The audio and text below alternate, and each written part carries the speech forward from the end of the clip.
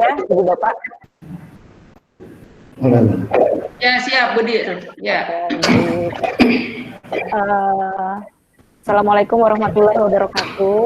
Waalaikumsalam. Terima kasih Ibu, Bapak-bapak sudah bergabung sore ini. Jadi ini sebetulnya ada yang bertanya kenapa alumni kelas virtual Perludem gitu ya. Jadi waktu itu kita memang pernah bikin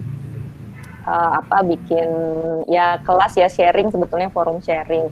Nah kemudian ada grup WhatsApp-nya, banyak diskusi di situ. Tapi rasanya diskusinya kan berbobot ya kalau boleh saya bilang gitu. Nah sayang kalau bisa dinikmati hanya di anggota WAG-nya aja gitu, karena kayaknya lebih baik kan katanya kebaikan itu disebarluaskan gitu ya. Nah pengalaman-pengalaman Ibu Bapak gitu ya, khususnya terkait pencalonan ini yang insya Allah mulai besok 456 di lapangan seperti apa, tentu banyak yang menantikan gitu ya, pencalonan nanti tuh dinamikanya seperti apa gitu ya. Ini kayaknya belum mulai aja udah mulai agak anget-anget panas gitu. Nanti makanya kita minta ada penyelenggara, terima kasih Uni Triati sudah bergabung, lalu ada Pak Ahmad Zen dari KPU Kota Tangsel, nanti ada Mas Fadli dan juga Pak Damang yang mungkin bisa kasih catatan ya selama ini hasil pemantauannya seperti apa.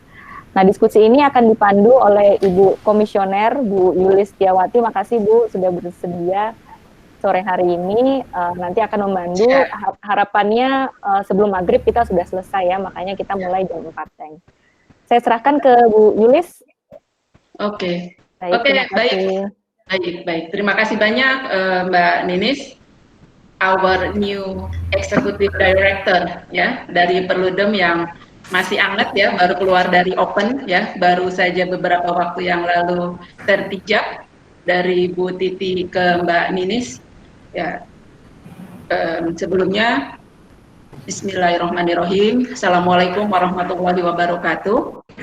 Yang saya hormati pimpinan Perludem ya, dalam hal ini sekiranya bergabung bersama kita Pak Didi, Mbak Titi ya selaku Dewan Pembina, dan Mbak Ninis selaku Direktur Eksekutif Perludem yang baru. Kemudian juga para narasumber yang sudah bergabung, Uni Triati ya yang sudah sejak awal bergabung bersama kita, Pak Ahmad Zen juga yang sudah bergabung, dan kita masih menunggu Mas Fadli dari Perludem dan Pak Damang ya, beliau sebagai praktisi. Juga Ibu Bapak sekalian alumni ya, alumni kelas virtual Perludem. Nah, luar biasa nih, Perludem udah punya alumni ya. Memang diskusi-diskusi di dalam grup itu luar biasa gitu ya, sangat sekali bermanfaat bagi kami gitu ya. Dan selain itu juga tidak terkecuali Ibu Bapak sekalian yang baru bergabung ya sebagai peserta di webinar sore hari ini. Itu pun kami dengan senang hati ya menerima Ibu Bapak sekalian untuk bergabung. Ini sebelumnya teknis ya, Ibu Bapak sekalian, tadi Mbak Ninis juga sudah menyebutkan bahwa waktu kita relatif tidak banyak gitu ya. Kita cuma punya waktu sampai dengan sebelum ya efektif ya sebelum azan maghrib gitu ya, karena maghrib itu juga waktunya sangat singkat. Jadi saya akan memanfaatkan setengah jam, setengah waktu pertama itu untuk 4 orang narasumber kita, dan setengah paruh kedua dari waktu diskusi kita itu untuk tanya jawab ya. Nanti mungkin Ibu Bapak sekalian bisa menuliskan pertanyaan di kolom chat gitu ya, atau bisa juga menyampaikan secara langsung ya. Sekali lagi ini adalah diskusi dari kita, oleh kita untuk kita ya. Ibu Bapak sekalian sekiranya nanti bergabung dalam grup kelas virtual Perludem itu bisa menyampaikan kira-kira apa yang ingin dibahas gitu ya oleh Perludem ya, menyampaikan ide-ide atau topik-topik yang dianggap perlu.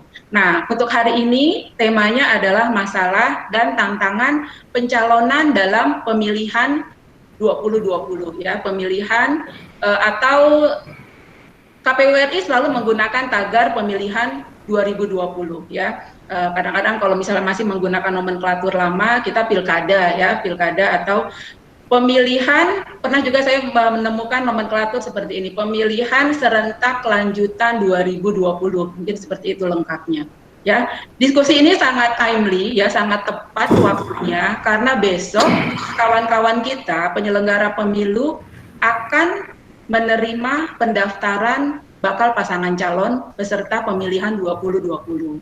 Ya, 1-2 hari ini KPU RI melalui laman Facebooknya sangat masif melakukan sosialisasi, ya, melalui streaming, ya, live streaming via Facebook akun KPU RI. Saya dapatkan informasi bahwa sekitar 270 wilayah yang melaksanakan pemilihan itu ada 70 yang mempunyai pasangan calon perseorangan, ya. Saat ini masih bakal pasangan calon perseorangan ada 70 yang tersebar di sekitar 63 kabupaten kota se-Indonesia. Itu hanya ada di kabupaten kota. Di tingkat provinsi tidak ada bakal pasangan calon perseorangan.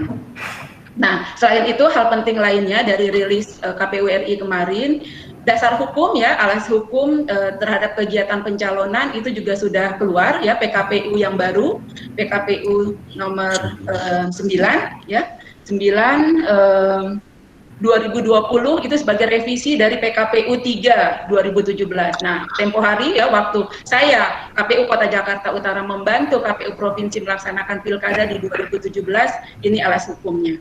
Oke, tanpa berpanjang kata, ya, saya berikan kesempatan yang pertama kepada yang paling cantik dari narasumber, ya, ladies first, Uni Triati. Ya, silakan Uni, izin mungkin sekitar 15 menit pertama, ya, Uni, ya, untuk trigger speech-nya gitu, ya, untuk pemantik gitu, ya, supaya berikutnya nanti bisa kita berikan kesempatan kepada narasumber yang lain dan kita laksanakan diskusi di waktu yang berikutnya. Silakan Uni. Baik, Mbak Sulis, terima kasih banyak. Assalamualaikum warahmatullahi wabarakatuh. Waalaikumsalam warahmatullahi wabarakatuh. Yang kami hormati pembina Perludem, saya tidak bisa melihat di sini. Kayaknya ada Bu Titi, ada Pak Didi juga. Kemudian yang kami hormati Mbak Direktur yang baru kalau kata Mbak Sulis tadi baru keluar dari oven, ya. Kami ingin mengucapkan selamat buat Mbak Nini sebagai Direktur Perludem. Kemudian juga seluruh peserta yang hari ini sudah hadir dalam kegiatan ini. Kalau di dalam laptop saya ini terlihat ada 32 peserta. Dan saya kira ini Mbak Sulis ini tidak hanya dari alumni kelas virtual Perludem saja yang hadir, karena saya juga melihat ada dosen saya, Bu Abdallah Sanur, dari ABA Budi Dharma Haji Salim Bukit Tinggi juga ada, kemudian juga ada teman-teman di kecamatan, juga ada di kelurahan, kemudian stafnya juga ada. Jadi ini juga sengaja kita bagikan supaya juga bisa membagi hal ini menjadi wawasan bagi kita semuanya, tambahan ilmu untuk kedepannya, dan yang paling utama ini bisa disosialisasikan juga di tengah-tengah masyarakat kita. Itu tujuannya Mbak Sulis. Kemudian kami mengucapkan terima kasih sekali kepada Perludem karena sudah memberikan kesempatan kepada saya untuk bisa berbicara di sini. Saya grogi nih Mbak Sulis, soalnya di sini kalau di Perludem itu kita sama-sama tahu semuanya pakar ilmu berkaitan kepemiluan.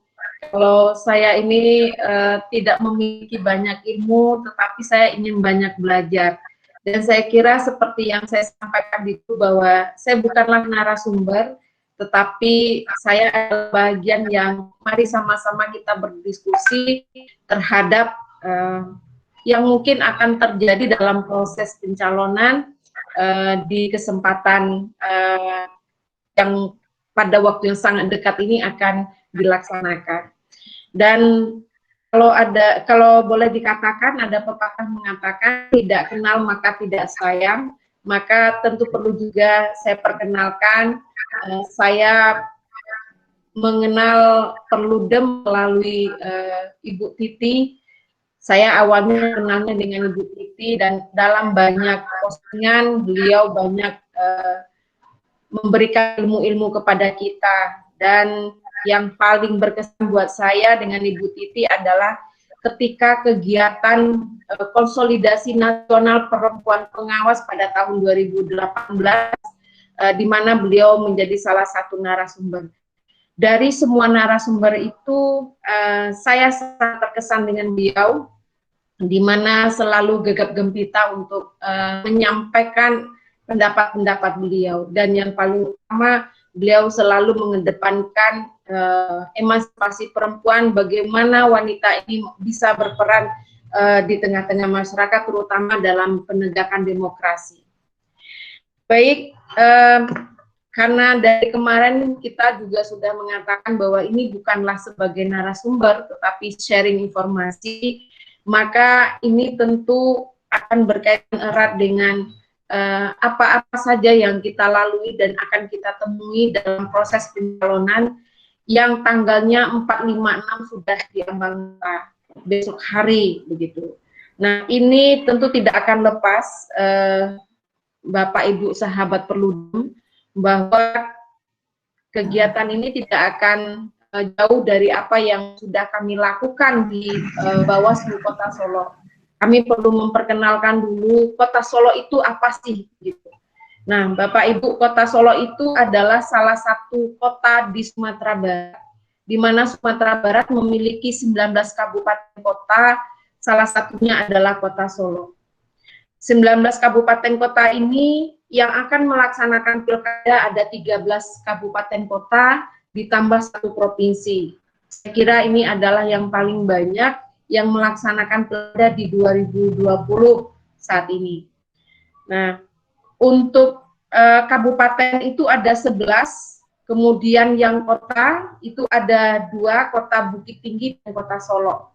Sementara kabupaten itu juga ada Kabupaten Solo, ada Solo Selatan, dan yang lainnya mungkin bisa dilihat di layar. Untuk kabupaten kota, untuk kota saja dulu, untuk Kota Solo kami tidak memiliki calon perseorangan, tapi untuk Kota Bukit Tinggi ada memiliki calon perseorangan.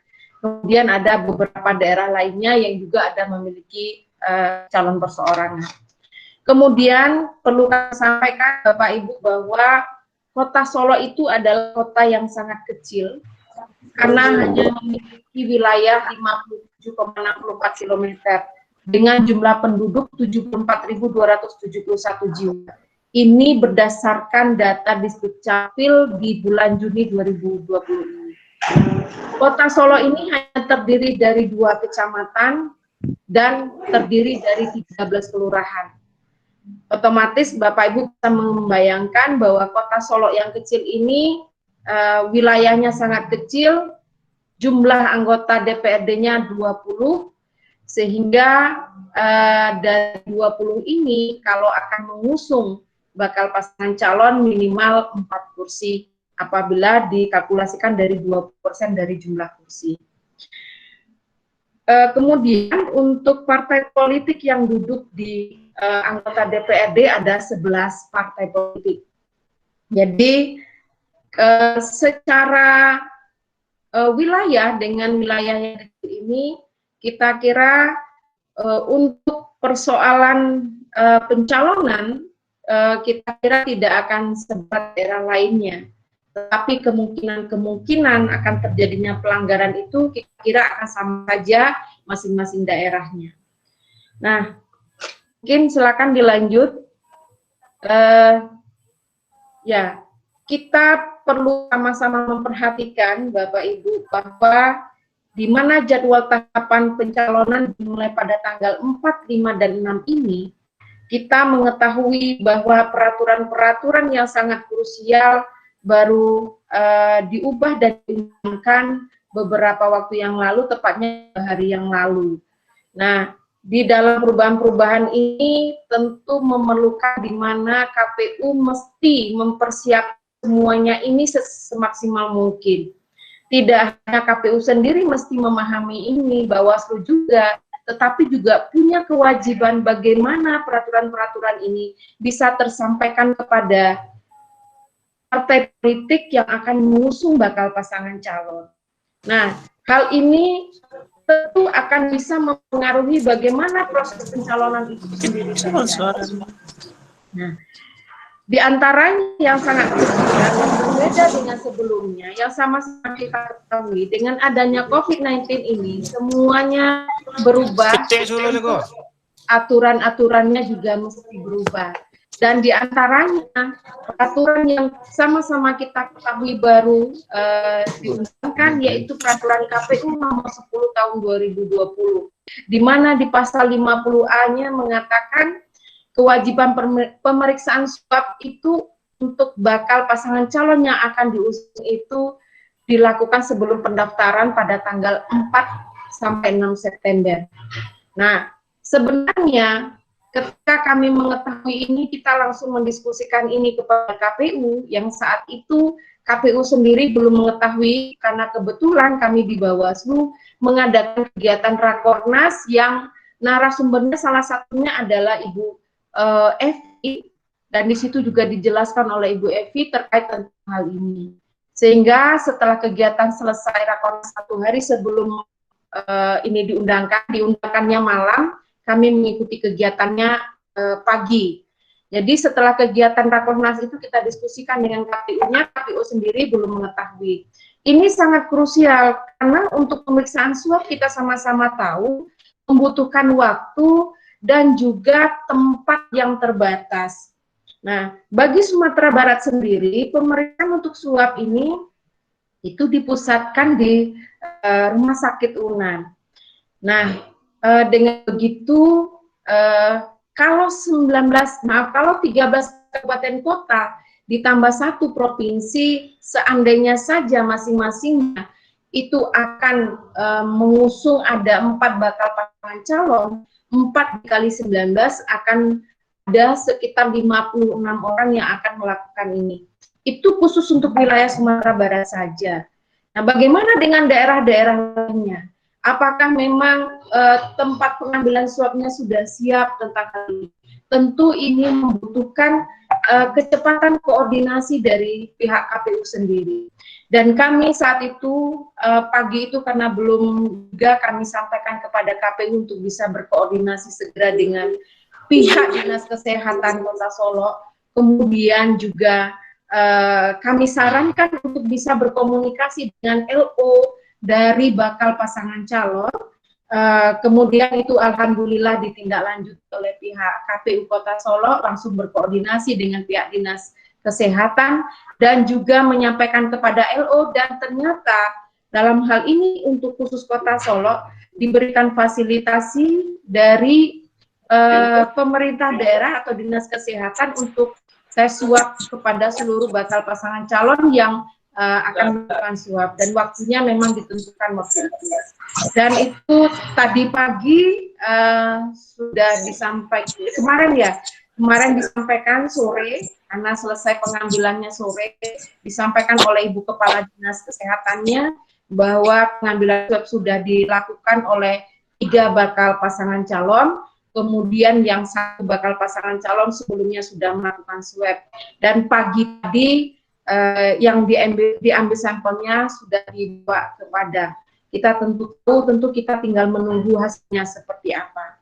Nah, itu untuk daerah kecil, Bapak Ibu, Kota Solo yang kecil. Bagaimana untuk daerah-daerah yang besar? Bagaimana untuk daerah-daerah yang calonnya mungkin lebih daripada 4? Nah, tidak tertutup kemungkinannya calonnya itu akan ada lebih daripada 4, tergantung daerahnya masing-masing. Ini juga menjadi sebuah titik rawan bagaimana calon-calon tersebut akan melakukan swab, dan itu akan berimbas nantinya pada saat proses pencalonan. Nah, sehingga solusi yang terbaik adalah koordinasi yang cukup intens atau yang harus intens antara KPU, Bawaslu, dan juga dengan pihak terkait. Di antaranya adalah Dinas Kesehatan. Saya kira silakan Mbak dilanjutkan. Baik. Nah, sebentar.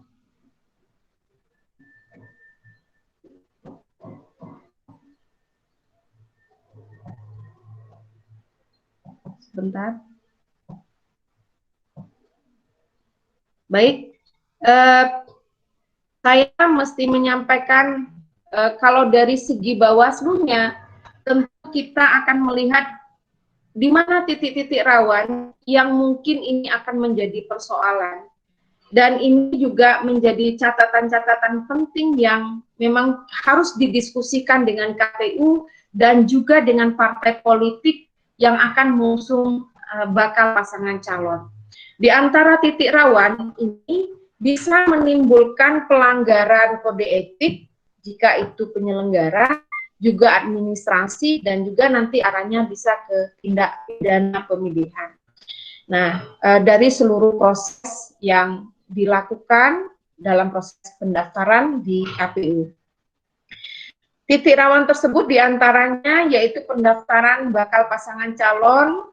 Nah, ini kita sama-sama tahu Bapak Ibu, bahwa secara jadwal yang dikeluarkan oleh KPU RI itu ada 3 hari untuk pendaftaran, 4, 5, dan 6. Tetapi kita sama-sama tahu Bapak Ibu, masih terlalu banyak bakal pasangan calon ini yang lebih memilih untuk pendaftarannya di last minute. Ini akan berimbas ketika itu di last minute berkas mungkin tidak lengkap, tidak bisa diperbaiki lagi. Kemudian ketika tidak lengkap, berkas pencalonannya tidak sah, tidak lengkap. Ini kan bisa menimbulkan banyak hal. Nah, ini menjadi bahagian dari KPU dan Bawaslu itu sendiri, bagaimana meminta kepada bakal pasangan calon ataupun partai politik agar ini tidak dilakukan di last minute.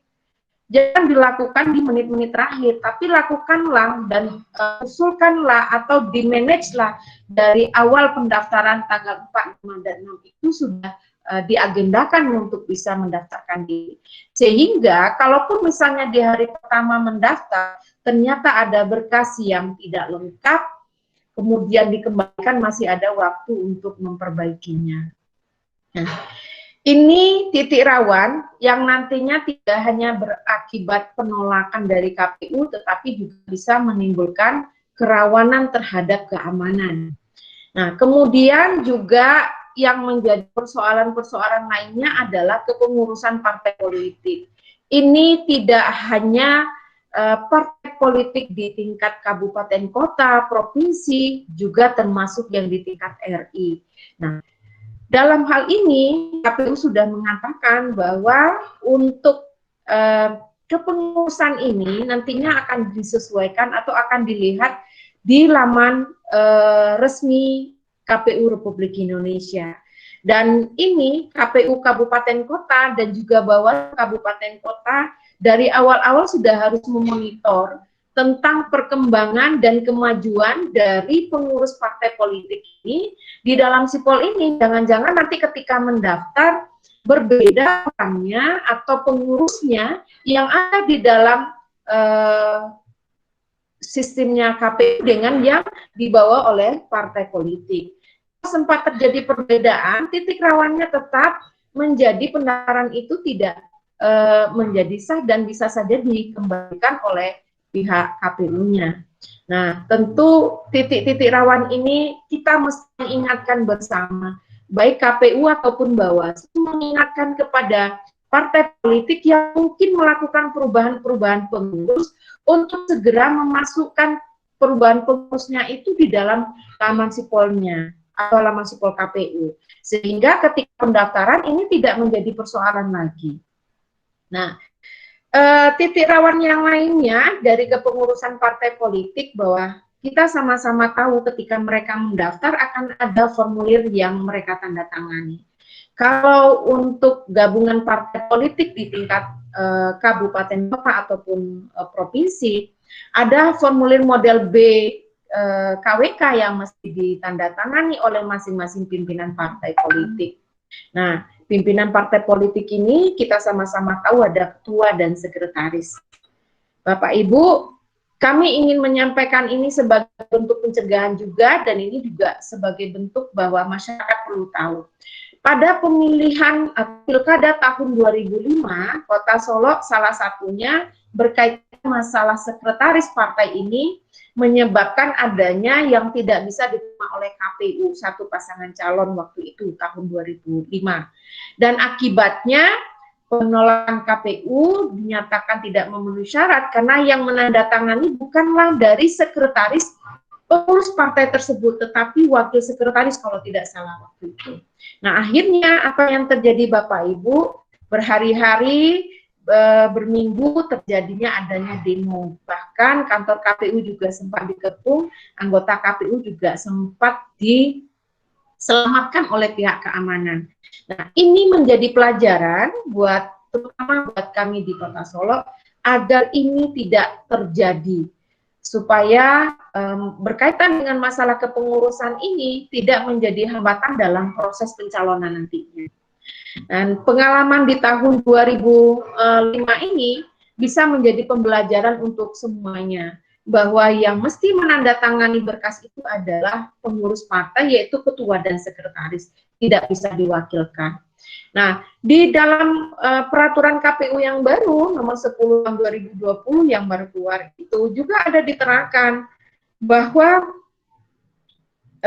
ketika mengajukan pencalonan, pimpinan partai politik kemudian juga bakal pasangan calon mesti hadir pada saat pendaftaran, kecuali memiliki halangan tetap dan dibuktikan dengan surat keterangan bagi pihak yang berwenang. Nah, ini juga harus menjadi perhatian baik itu Bawaslu ataupun KPU untuk menyikapi ini agar jangan sampai nanti ketika pendaftaran ternyata ada pimpinan partai politik yang tidak hadir dan tidak ada surat keterangannya mengapa yang bersangkutan tidak hadir. Potensi itu saya kira ada di setiap wilayah, setiap daerah, dan termasuk di Kota Solo. Kalau untuk Kota Solo sendiri, kalau kita melihat kemungkinan-kemungkinan yang akan maju, satu di antara yang akan maju itu saat ini sedang terkonfirmasi positif dan diisolasi di Rumah Sakit SPH Padang. Nah, ini juga kita sudah koordinasi dengan pihak Dinas Kesehatan. Kita juga mengingatkan kepada KPU untuk yang seperti ini, bagaimana langkah-langkah ke depannya dalam proses pencalonan yang disesuaikan dengan peraturan-peraturan yang ada.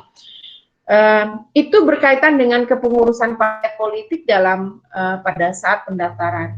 Nah, formulir model B1 KWK, di mana di situ kesepakatan gabungan partai politik di tingkat kabupaten kota itu juga menjadi bahagian yang krusial, di mana di samping tanda tangan ketua dan sekretaris masing-masing partai juga ada hal lainnya yang perlu dipenuhi menjadi perhatian, yaitu tanda tangan dari bakal pasangan calon sendiri, dan tentu ada kelengkapan-kelengkapan yang harus mereka penuhi, di antaranya materai. Bapak Ibu yang kami muliakan, halo, saya masih ada di dalam. Oh iya, lanjut Unitri. Ya, lanjut. Izin Unitri kalau bisa agak dipercepat. Kalau sekiranya materinya masih banyak, agak dipercepat. Baik. Nah, baik, kemudian titik rawan lainnya adalah pemberian imbalan dalam proses pencalonan atau mahar politik. Ini kita sudah sama-sama tahu bahwa ini sangat luar biasa. Mohon maaf kalau orang mengatakan ibarat gas yang keluar dari tubuh, suaranya kencang sekali, tetapi sulit untuk dilihat dan sulit untuk dipegang. Namun sebagai bagian dari Bawaslu, kita tetap melakukan pencegahan ini, tetap mengingatkan kepada partai politik untuk tidak melakukan mahar politik ini. Kemudian titik rawan berikutnya adalah dokumen atau keterangan palsu syarat pencalonan dan syarat calon. Nah, tadi sudah kita gambarkan yang paling krusial itu formulir B, kemudian formulir B1. B1 itu adalah rekomendasi dari DPP. Ini juga sangat krusial. Kita sama-sama tahu sampai hari ini kita kira masih seluruh partai politik masih berusaha untuk mendapatkan rekomendasi dari tingkat pusat. Dan ini bisa saja yang direncanakan dari awal itu akan berbeda ketika saat pendaftaran. Kemudian syarat pencalonan itu sudah kita gambarkan, kemudian syarat calon. Nah, syarat calon ini kita sama-sama mengetahui bahwa banyak sekali berkas-berkas yang perlu disiapkan.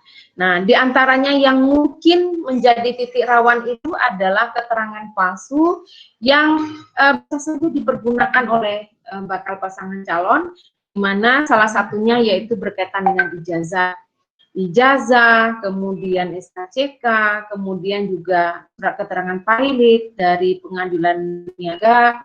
Nah, ini yang berkaitan dengan masalah pilot ini di seluruh Indonesia tidak semua tempat ada, hanya ada 5 di seluruh Indonesia. Untuk Sumatera Barat saja itu wilayahnya ada di Medan. Nah, kalau waktu dalam jangka waktu yang sesingkat ini tentu membutuhkan kesiapan dari masing-masing peserta ataupun calon yang akan maju.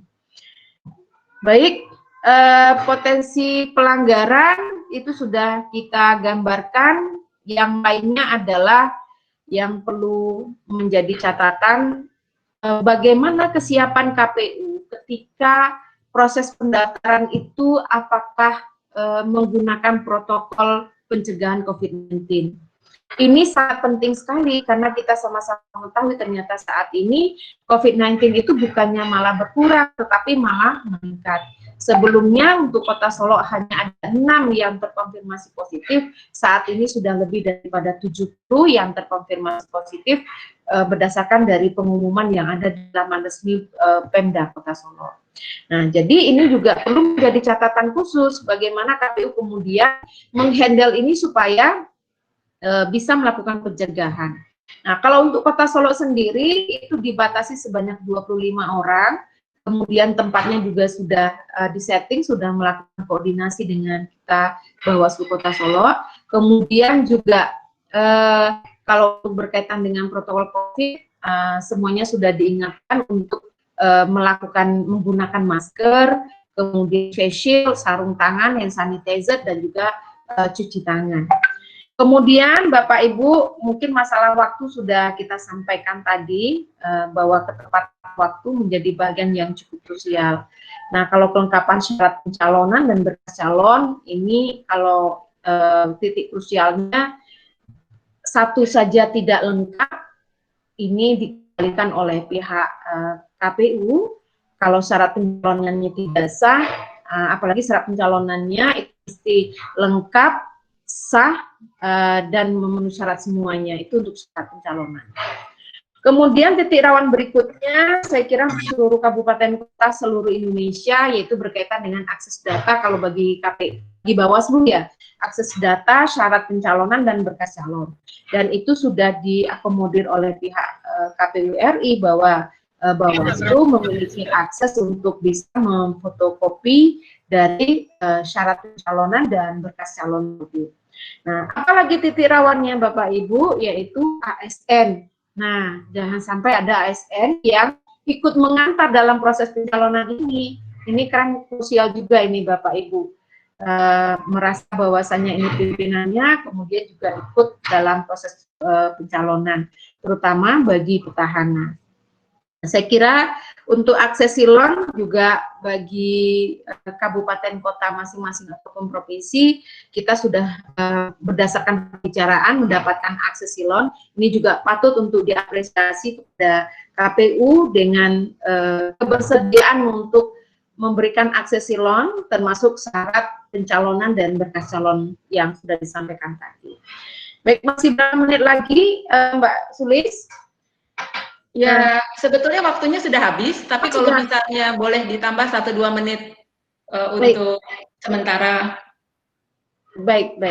Nah, baik, terima kasih Mbak Sulis, saya lanjutkan, mungkin dalam waktu sedikit lagi, ini hanya ada tinggal 2 atau 3 slide saja. Persyaratan calon, ini yang dilengkapi oleh masing-masing bakal pasangan calon. Nah, berpendidikan paling rendah, sekolah lanjutan tingkat atas atau sederajat yang dibuktikan dengan ijazah. Nah, ijazahnya ini bagaimana? Siapa yang legalisir? Legalisirnya basah atau tidak? Nah, ini juga catatan-catatan yang mesti menjadi perhatian bagi bakal pasangan calon. Ini titik rawannya di sana. kemudian juga menggunakan ijazah palsu. Nah, ini memang agak sulit dengan waktu penanganan pelanggaran yang sangat singkat Bawaslu, di mana 3+2 ini cukup sulit bagi Bawaslu untuk melakukan penindakan pelanggaran jika ada diduga terjadinya penggunaan ijazah palsu. Tetapi kami yakin jika memang ada kemungkinan seperti itu, kita tetap akan menindaklanjutinya. Kemudian saya kira untuk mampu jasmani dan rohani, ini yang dikhawatirkan adalah waktu, kemudian yang lainnya yang dikhawatirkan adalah menggunakan joki. Jangan sampai yang dicalonkannya itu A, kemudian yang melakukan pemeriksaannya B. Sehingga ini juga menjadi titik rawan di mana nantinya Bawaslu melakukan pengawasan terhadap proses dari pengecekan atau kesehatan jasmani dan rohani ataupun narkotikanya. Kemudian sebelumnya Bawaslu Kabupaten Kota saya kira sudah memetakan bakal pasangan calon yang akan maju, apakah ada yang mantan narapidana ataupun tidak. Nah, ini juga menjadi catatan-catatan supaya kalau memang ada narapidana atau mantan narapidana, tentu persyaratan-persyaratannya menjadi yang harus dipenuhi. Di antaranya secara jujur mengumumkan di depan publik. Kemudian Bapak Ibu, saya lanjutkan saja. Kalau untuk daftar kekayaan pribadi ini ke KPK pernah terjadi di mana ketika waktunya sudah ditentukan ada yang belum bisa menyampaikan laporannya terhadap kekayaan pribadi ini karena dari KPK sendiri belum mengeluarkan dan akhirnya KPU kemudian memutuskan tidak memenuhi syarat. Nah, ini juga menjadi potensi jadinya sengketa. Kita lanjutkan. Tidak dinyatakan valid, tadi sudah saya singgung, itu tidak seluruh daerah memiliki pengadilan niaga untuk seluruh Indonesia. Ini juga menjadi potensi di mana bakal pasangan calon tidak bisa memenuhi tepat waktu. Kemudian di daerah kami yang mungkin akan terjadi, yaitu menyatakan secara tertulis bersedia cuti di luar tanggungan negara.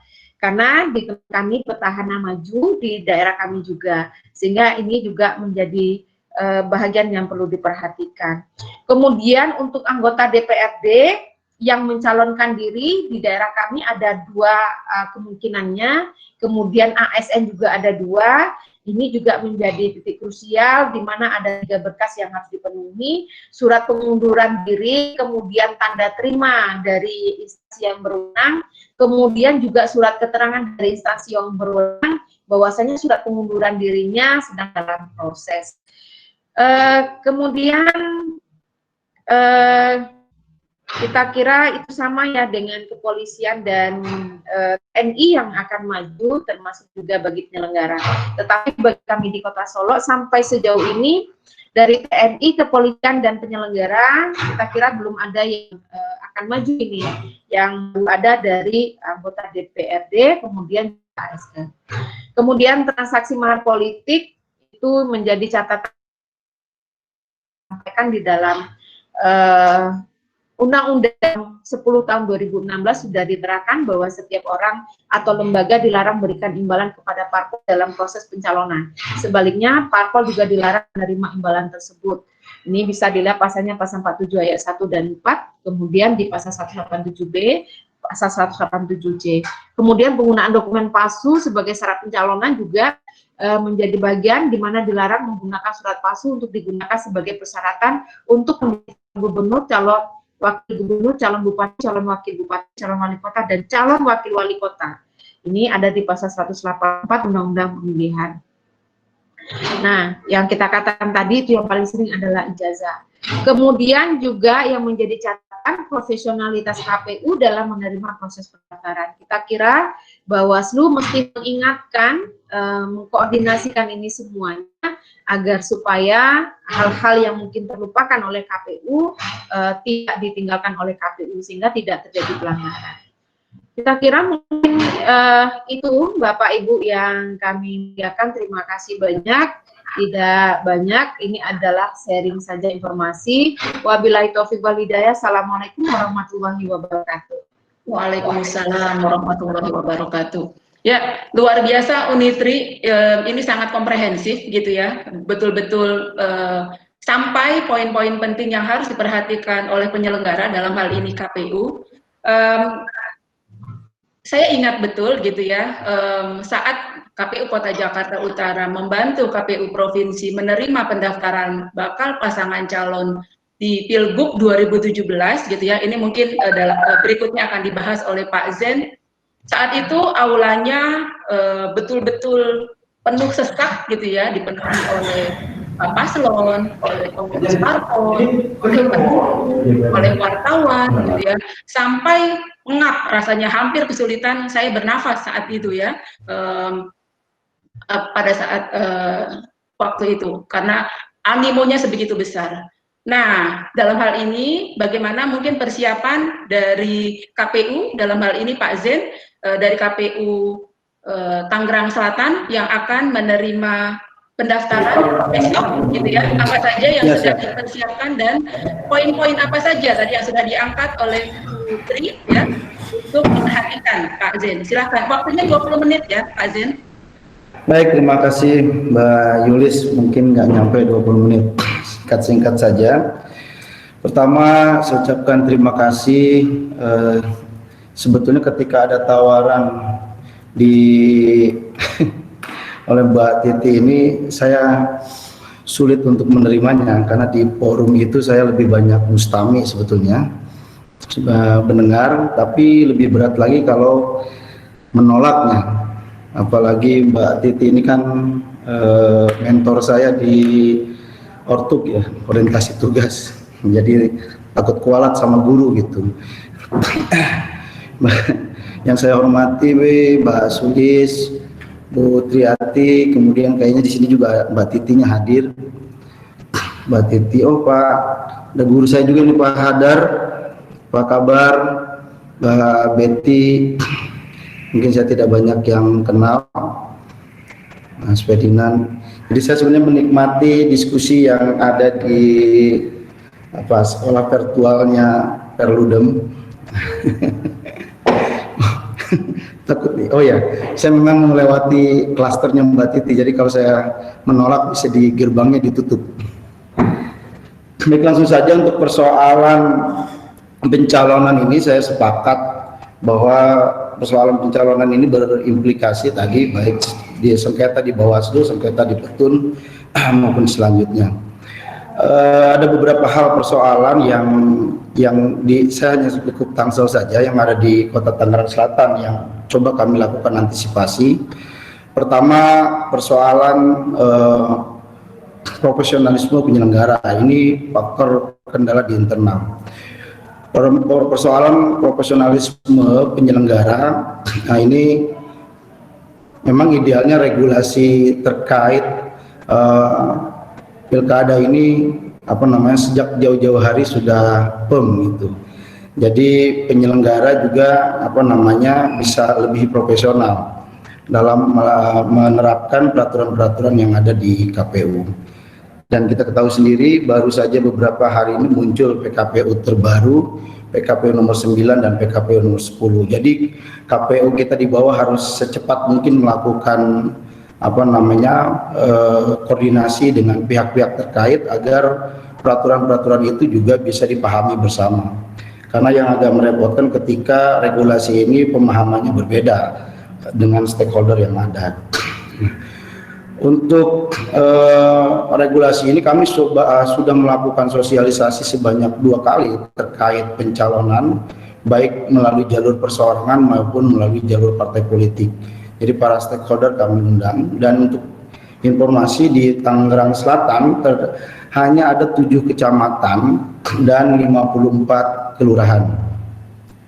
Jumlah kursi anggota DPR di Kota Tangerang Selatan hanya ada 50, hanya ada 50, dan perolehan kursi hasil pemilu 2019 di Kota Tangerang Selatan ada 9 partai yang memiliki kursi, di antaranya Partai Golkar 10 kursi, kemudian Partai Gerindra, Partai PKS, dan Partai PDIP 8 kursi.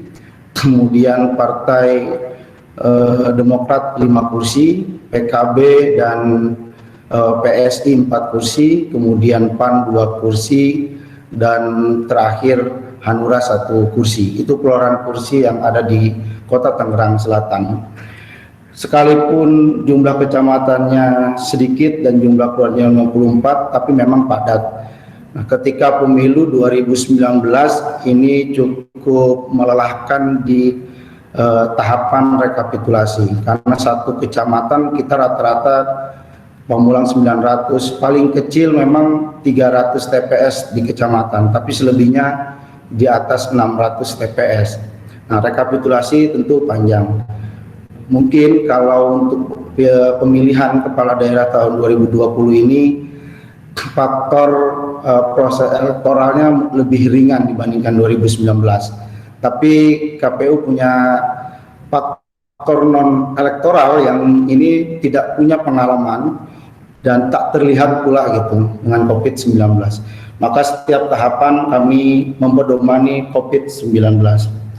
Sebetulnya ini tantangan berat dan apa ya, bukan tes guys, harap-harap cemas sebetulnya dilakukan oleh KPU Kota Tangerang Selatan ketika melakukan tahapan coklit beberapa bulan yang lalu, karena coklit ini melibatkan orang yang banyak bersentuhan dengan secara masif. Kami khawatir terjadi klaster baru, apalagi di Kota Tangerang Selatan ini kan ibu bapak sekalian tahu bahwa zonanya tidak zona hijau. Tapi alhamdulillah dengan protokol COVID yang kita pedomani sudah lewat dari 2 minggu ini tidak terjadi klaster baru, alhamdulillahirabbil alamin. Nah, kemudian faktor profesionalisme itu kami juga lakukan bintek dengan teman-teman sekretariat KPU Kota Tangerang Selatan, karena nanti akan banyak yang memeriksa berkas baik pencalonan maupun calon, juga dibantu oleh teman-teman sekretariat. Bintek kami juga lakukan dengan pola diskusi, jadi tidak komisioneris saja yang menyampaikan materi, jadi kita bagi sesuai dengan divisinya, nanti mereka yang melakukan presentasi. Jadi biar lebih menjiwai. Kemudian memang problematika di internal parpol ini yang kerap berimplikasi pada proses pendaftaran pasangan calon, mempengaruhi di KPU, khususnya tentang dualisme kepengurusan. Tapi melihat tadi perolehan kursi di DPRD Kota Tangerang Selatan, nampaknya biasanya berimplikasi dari nasional dulu lihatnya. Kalau dualisme di nasional biasanya turun ke kabupaten kota. Nah, kalau melihat dari hasil perolehan kursi di DPRD Kota Tangerang Selatan, untuk dualisme kepengurusan di partai politik sepertinya tidak ada di Kota Tangerang Selatan. Itu yang patut kami syukuri. Kemudian yang kedua, biasanya KPU juga menjadi sumber informasi. Pengurusan berkas calon itu kan banyak stakeholder yang lain, pihak-pihak lain yang harus diurus oleh pasangan calon atau bakal pasangan calon. Namun biasanya bertanya ke KPU, cara mau bikin SKCK itu apa syaratnya, mau ke pengadilan itu adanya di mana, segala macam. Nah, yang seperti ini juga kami coba lakukan memfasilitasi, kami lakukan rapor dan mengundang para stakeholder yang tadi, sehingga teman-teman partai politik dalam proses pengurusan apa saja yang harus dipersiapkan agar tidak 2 kali balik, itu kami lakukan. Kami lakukan untuk kegiatan rakor. Dan selain melakukan sosialisasi dan rakor, KPU Kota Tangerang Selatan juga menyiapkan helpdesk, Mbak Yulis. Helpdesk-nya alhamdulillah laku keras, ramai. Kalau semakin banyak yang datang helpdesk, itu semakin akan KPU biasanya. Jadi potensi persoalan sudah mulai terbaca oleh KPU. Kalau sebelumnya ada silon sebetulnya. Nah, silon ini membantu juga KPU karena kita bisa melihat sejauh mana persiapan dan sejauh mana berkas yang sudah terkumpul oleh pasangan calon. Memang untuk pemilih untuk pendaftaran berkas pasangan calon untuk kali ini di pemilihan kepala daerah tahun 2020, silonnya diisi oleh KPU, bukan lagi oleh bakal pasangan calon. Jadi diisinya nanti pada saat pendaftaran, jadi kebutuhannya untuk publikasi. Nah, kalau diisi oleh bakal pasangan calon itu biasanya KPU-nya bisa memonitor enaknya. Apa saja nih yang kira-kira belum segala macam, belum terinput pun kita bisa telepon. Nah itu. Kemudian untuk memperkuat tadi layanan KPU dan bagaimana KPU menerima berkas pasangan calon, kami juga berkali-kali melakukan simulasi, sehingga dengan sering melakukan simulasi, maka akan terus kelihatan apa saja titik-titik yang lemah yang harus diperbaiki, dan efektif dan efisien dalam proses penerimaan pendaftaran itu juga kami lakukan. Untuk kegiatan proses pendaftaran pasangan calon di KPU Kota Tangerang Selatan sebetulnya sama mungkin dengan daerah-daerah yang lain karena kita mempedomani protokol COVID.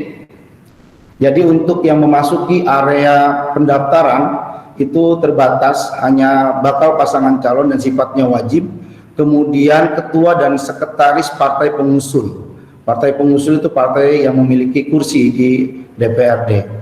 Nah itu yang wajib hadir dan memasuki area pendaftaran.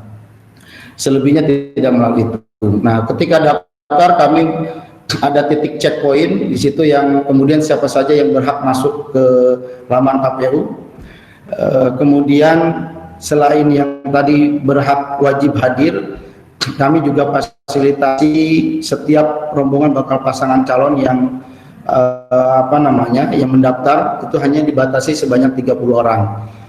Karena biasanya ada juga yang ingin merangsek. Nah itu kami sudah buatkan tenda di luar, kami buatkan layar agar proses pelaksanaan penyerahan berkas sampai pemeriksaan berkas di aula itu bisa disaksikan oleh semua masyarakat Tangsel dan juga yang hadir tidak di dalam ruangan, karena kami lakukan live streaming di IG dan di Facebook KPU. Jadi yang tenda tadi walaupun tidak masuk bisa melihat di situ untuk 30 orang.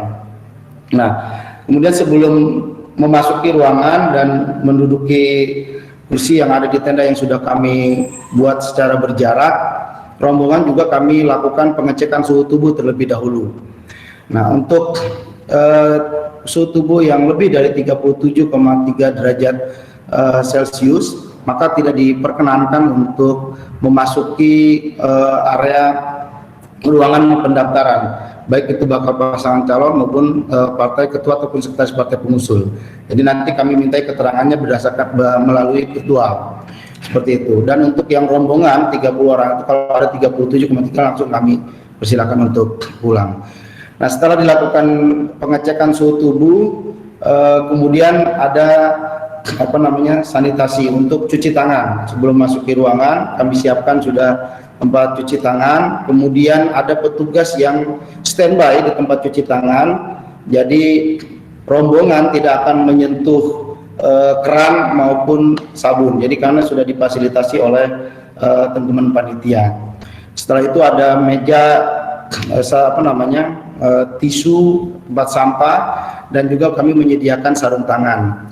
Nah, sarung tangan plastik sekali pakai itu akan kami berikan untuk ketua dan sekretaris pasangan calon pengusul, dan untuk bakal pasangan calon kami berikan juga sarung tangan karet.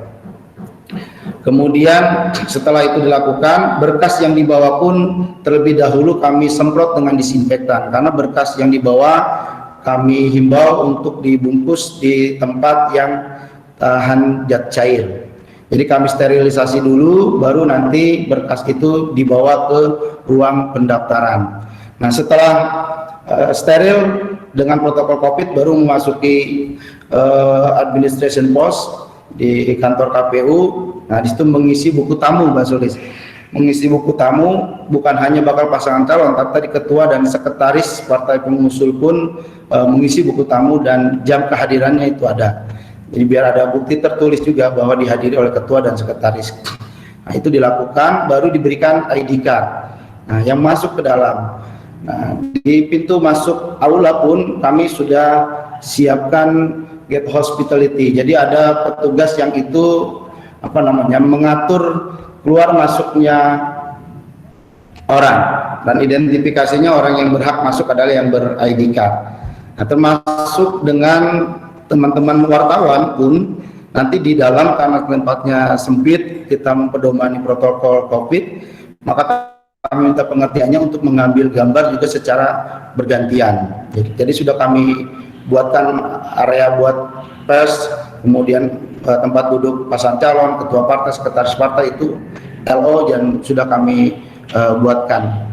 Kemudian Bawaslu. Nah, untuk persyaratan pencalonan itu harus lengkap, dan tidak hanya lengkap, langsung kami lakukan verifikasi karena di situ mutlak harus memenuhi syarat. Nah, ini juga yang kami wanti-wanti kepada bakal pasangan calon. Nah, untuk syarat pencalonan pun sebetulnya harus lengkap, sekalipun tidak kami lakukan verifikasi, karena lakukan verifikasi di tahapan verifikasi administrasi. Tapi kalau salah satu saja tidak lengkap, maka berkas pendaftaran sesuai dengan PKPU maka kami kembalikan kepada bakal pasangan calon untuk dilakukan perbaikan sepanjang waktu pendaftaran masih ada. Tapi kalau sudah 24.00 di hari terakhir sudah lebih masih tidak juga lengkap atau ada yang tidak absen, maka pendaftarannya kami tolak dan kami berikan berita acara. Nah, sekarang kan di Bawaslu, Bu Triati ya, objek sengketa itu tidak hanya SK tapi juga berita acara. Nah, itu yang dilakukan oleh KPU Kota Tangerang Selatan. Seperti apa ya? Itu persiapan-persiapan yang sedang kami lakukan, walaupun saya sedang berbarengan juga menyiapkan simulasi pemungutan suara di tanggal 12 ini. Jadi hari ini memang hari yang cukup agak sedikit riuh gitu, kalau kata orang Jerman. Mungkin itulah Mbak Sulis pengantarnya dari saya. Terima kasih. Assalamualaikum warahmatullahi wabarakatuh. Baik, tetap jaga kesehatan ya Pak Zen dan kawan-kawan ya, siap. juga dan kawan-kawan, ini luar biasa bebannya ya. Jangan sampai kejadian 2019 kemarin terulang kembali ya, banyaknya korban dari penyelenggara pemilu atau pemilihan. Nih, satu hal yang saya catat, penting sekali penggunaan informasi teknologi. Ini luar biasa pentingnya ya Pak Zen dan kawan-kawan. Sangat murah, sangat efektif ya. Sekitar 1-2 hari terakhir ini KPU RI dalam melakukan sosialisasi itu streaming di Facebook ya. Saya lihat banyak sekali kawan-kawan dari tingkat di bawah, terutama PPK, PPS itu yang hadir ya. Mereka pada melaporkan gitu bahwa PPK ini hadir, PPS itu hadir gitu ya. Ini sangat-sangat efektif. Mereka mendapatkan dalam tanda kutip gitu ya, mendapatkan bintek langsung dari KPU RI gitu ya, yang biasanya berjenjang, hanya PPK oleh KPU Kabupaten Kota, PPS oleh PPK. Dalam hal ini mereka langsung mendapatkan ilmunya dari KPU RI, dan itu sangat efektif, sangat murah, dan harus dimanfaatkan sebesar-besarnya kemajuan teknologi ini untuk ya tadi yang di-highlight oleh Unitri, profesionalitas KPU dalam menerima pendaftaran pasangan calon. Saya lanjut ke narasumber yang ketiga. Ini waktunya sangat pas ini Pak Zen, terima kasih banyak. Ini salah satu bentuk profesionalisme gitu ya. Saya kasih waktu 20 menit kurang 1 detik gitu ya, sudah selesai. Luar biasa, manajemen waktunya sangat rapi sekali. Mas Fadli monitor. Mas Fadli Ramadhanil monitor. Suaranya. Tadi sempat ada pemberitahuan dari Mbak Ninis kalau Mas Fadli agak terlambat. Mungkin boleh dibantu Mas siapa nih? Host dari Perludem, Mas Riki atau Mas siapa? Ada ya? Oh, siap. Ya, silakan Mas Fadli, waktu dan tempat dipersilahkan sekitar 20 menit untuk untuk paparannya.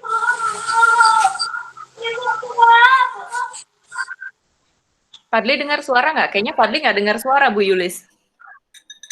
Iya, oke, iya, sepertinya ada gangguan teknis ya. Beliau di kolom chat menanyakan apakah suaranya terdengar. Ya, gimana Mas Fadli monitor? Atau Pak Damang Tes, dulu? tes. Iya, atau mungkin Pak Damang Pak Damang. dulu. Oh, Mas Fadli mendengar suara saya, tapi tidak bisa, masih ada kendala teknis intinya ya. Izin ya, Mbak Ninis berarti ya, boleh Pak Damang dulu ya. Oh, Pak Damang, karena beliau di Indonesia Tengah ya, beliau Halo? sudah waktunya Halo, sholat Pak, udah maghrib dengar, Pak? ini. Halo? Oh, kedengaran, Bagaimana Pak? Mas Fadli monitor? Ya, Alhamdulillah. halo, Baik, Mbak. lanjut Mas Fadli. Ya, makasih Mbak Yulis, Bapak Ibu dan teman-teman semua, Bang Zain, Bu Triati, dan Pak Damang, Bapak Ibu dan teman-teman semua. Selamat sore, Assalamualaikum warahmatullahi wabarakatuh. Waalaikumsalam. Ya, menarik sekali diskusi kita pada hari ini, menemukan momentum yang sangat tepat ya.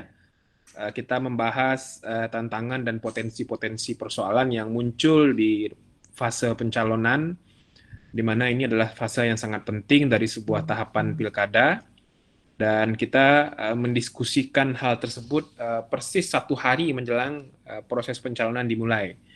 Saya kira ini sudah kurang dari 24 jam ya, tahapan pencalonan akan dimulai. Artinya besok pada 4 September, hari Jumat, penerimaan berkas pencalonan dari bakal calon kepala daerah akan dibuka oleh teman-teman KPU di 270 daerah.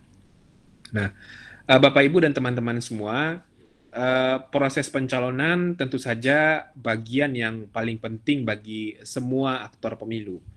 Penting bagi teman-teman penyelenggara karena inilah kemudian yang akan menentukan siapa nanti bakal calon yang akan diverifikasi, siapa nanti bakal calon yang akan ditetapkan sebagai calon, termasuk juga nanti siapa bakal calon yang dinyatakan tidak memenuhi syarat. Nah, tentu ini akan berdampak kepada tahapan-tahapan berikutnya. Nah, bagi pemilih, bagi masyarakat, bagi kita semua, tentu ini juga menjadi hal yang sangat krusial. Kenapa? Karena dalam fase pencalonan inilah nanti masyarakat, pemilih yang akan nanti memberikan hak pilihnya di Pilkada 2020 mulai mengetahui, mulai mendapatkan gambaran yang agak jauh lebih terang siapa nanti calon-calon yang bisa mereka pilih pada pemungutan suara di 9 Desember 2020. Pemilih mulai melihat secara lebih secara lebih jelas. Kalau selama ini masih berstatus bakal calon, masih sering hanya lihat spanduknya saja misalnya, masih lihat sering gambarnya di koran atau di televisi mungkin, tapi dengan masuknya fase pencalonan atau tahapan pencalonan, pemilih mulai melihat siapa nanti calon yang akan dipilih di 9 Desember itu sudah jauh lebih mengerucut. Karena tidak mungkin pemilih akan menentukan pilihan kepada orang yang tidak mendaftar ke KPU. Nah, bagi partai politik dan bagi pasangan calon, ini tentu juga menjadi tahapan yang paling menentukan. Tahapan inilah yang nanti akan bisa menentukan apakah mereka bisa mengikuti kontestasi Pilkada 2020 ini atau tidak. Nah, kalau mereka dinyatakan memenuhi syarat dan ditetapkan sebagai calon, maka mereka bisa berkampanye, meyakinkan pemilih, dan prosesnya bisa berjalan terus sampai nanti proses pemungutan dan penghitungan suara, sampai nanti penentuan pemenang, siapa yang menjadi calon kepala daerah. Tapi sebaliknya, kalau mereka dinyatakan tidak memenuhi syarat, nah, ada hal-hal yang mungkin akan dilakukan, ada hal-hal yang mungkin akan diupayakan, bersengketa di Bawaslu misalnya, bahkan mungkin sampai bersengketa di Pengadilan Tinggi Tata Usaha Negara, bahkan mungkin sampai kasasi ke Mahkamah Agung. Nah, dengan tahapan yang sangat penting itu melibatkan stakeholders yang banyak dan menjadi perhatian serius tentu saja bagi pemilih. Hal-hal apa saja yang penting menjadi perhatian bagi kita bersama dalam melihat potensi kerawanan, potensi persoalan yang mungkin muncul di dalam tahapan pencalonan pilkada ini. Nah, pertama saya tentu saja akan lebih banyak merefer kepada persoalan-persoalan yang pernah terjadi di pilkada sebelumnya, dan tentu ini menjadi pembelajaran penting bagi kita semua, dan juga nanti bisa dikaitkan dengan konteks pilkada 2020, apalagi pilkada yang dilaksanakan di tahun 2020 ini adalah pilkada yang betul-betul dalam kondisi yang sangat tidak ideal di tengah pandemi COVID-19. Nah, pertama tentu saja kerawanan yang berpotensi muncul dari pasangan calon atau bakal pasangan calon bersama dengan partai politik pengusungnya. Nah, kenapa ini potensial menjadi problem? Soal keabsahan dukungan, soal keabsahan rekomendasi, dan kemudian persetujuan terhadap berkas-berkas pencalonan dan pengusungan dari partai politik, ini kerap menjadi salah satu titik persoalan di dalam sebuah proses pencalonan kepala daerah. Kita tahu bahwa ada syarat minimal partai politik pengusung itu, atau partai politik yang mencalonkan satu pasangan calon mesti punya 20% minimal kursi, atau 25% suara sah pemilu terakhir di pemilihan legislatif di daerahnya. Nah, ini tentu harus diperiksa dan diverifikasi oleh KPU. Nah, ketika partai politik mendaftarkan pasangan calon, mayoritas kan hampir partai politik itu melakukan koalisi ya. Data di Harian Kompas hari ini itu memperlihatkan partai politik mana yang kemudian bisa mengajukan pasangan calon sendiri, mana partai politik yang ketika hendak mengajukan pasangan calon mesti berkoalisi di level kabupaten kota, di level provinsi, itu diwartakan oleh Harian Kompas hari ini. Bapak Ibu mungkin bisa juga melihatnya sebagai salah satu gambaran bagaimana peta pencalonan di level partai politik. Nah, ketika partai politik mencalonkan satu pasangan calon, tentu ada potensi tarik ulur di dalam internal partai politik. Nah, ini akan berdampak kepada keabsahan dokumen terkait dengan persetujuan pencalonan seorang bakal calon. Nah, ketika ini menjadi sebuah potensi persoalan karena sangat mungkin saja proses pengambilan keputusan di partai belum clear, apalagi proses perdebatan penentuan proses pencalonan ini dihadapkan kepada perpecahan kepengurusan partai politik di tingkat daerah, apalagi di tingkat pusat juga terjadi misalnya kalau ada, ini akan membuat salah satu kerawanan di dalam proses pencalonan. Nah, seorang pasangan calon bisa saja tidak memenuhi syarat ketika keabsahan dokumen pencalonan dari partai politiknya menjadi soal. Nah, ini yang harusnya jadi perhatian bagi teman-teman KPU, dan saya mengikuti dari sekitar 2 atau 3 minggu yang lalu ya, KPU RI itu menerima secara secara berkelanjutan kepengurusan partai politik sampai level kabupaten kota, dan menurut saya ini hal yang sangat penting untuk memverifikasi secara lebih mudah dan secara lebih valid siapa sebetulnya pengurus yang tercatat di dalam pengurusan partai di wilayah provinsi maupun di daerah kabupaten kota. Karena satu prinsip penting yang harus diperhatikan soal adanya kekisruhan di internal partai itu biar menjadi domain partai politik.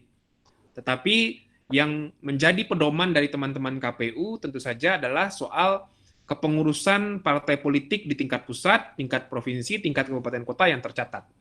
Itulah kemudian yang jadi pedoman.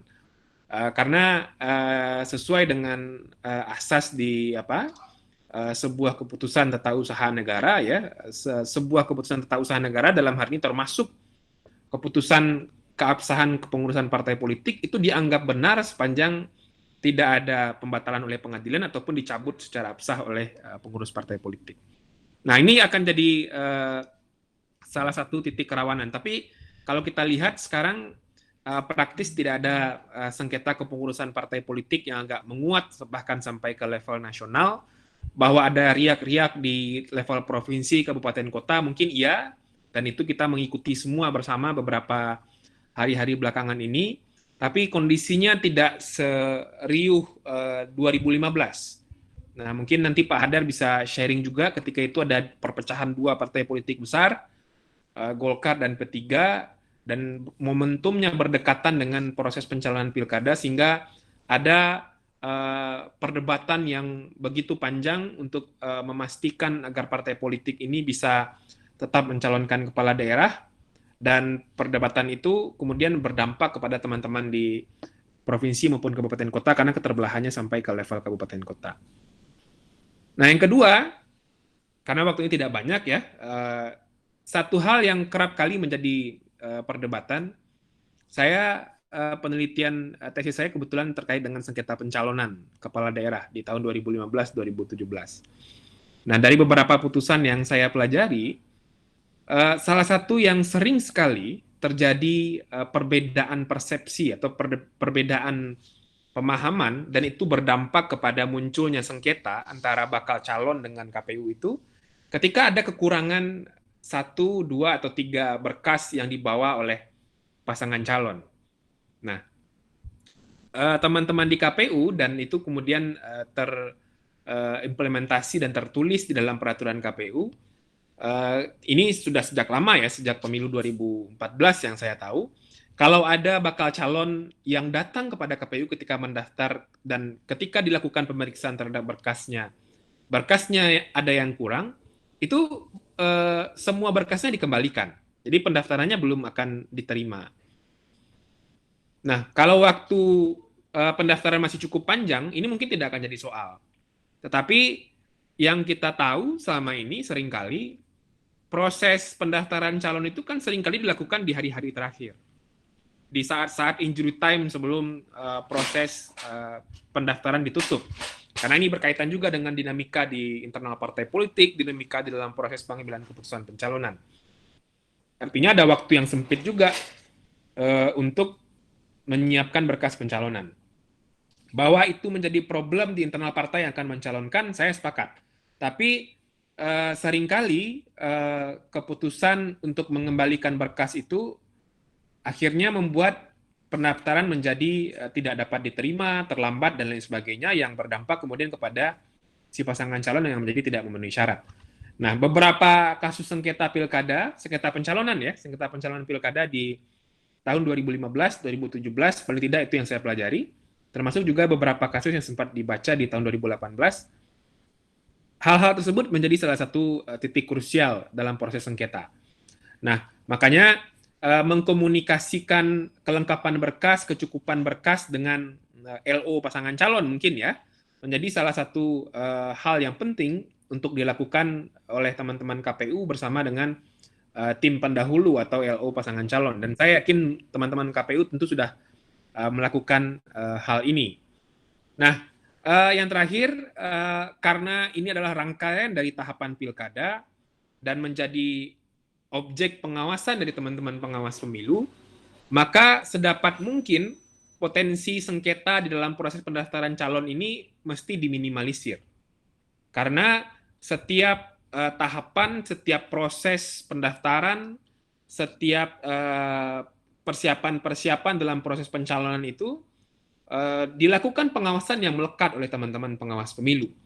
Jadi ketika memang terjadi sebuah perdebatan, sebuah persoalan yang itu akan berpotensi kepada sengketa dari sebuah proses pemilu, dalam hal ini pencalonan, rekomendasi dan jalan keluar yang bisa diselesaikan secara administrasi dalam proses-proses pendaftaran calon itu, menurut saya hal yang lebih baik untuk diambil.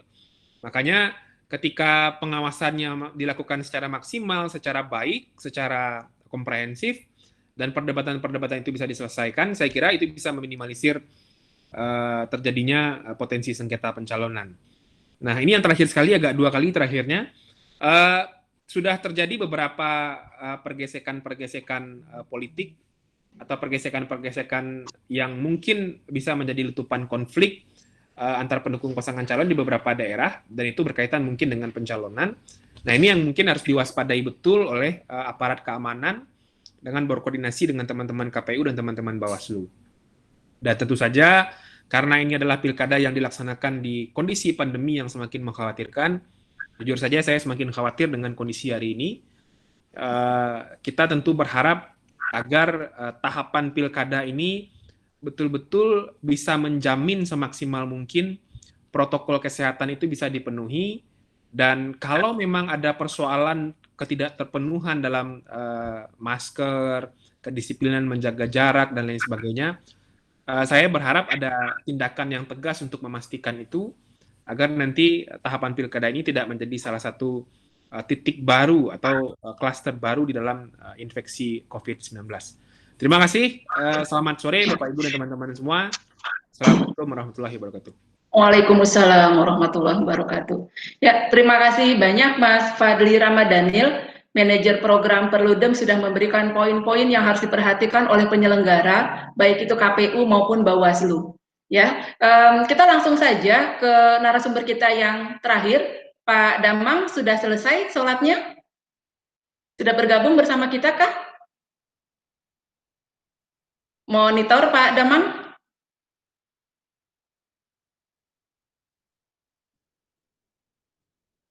Halo?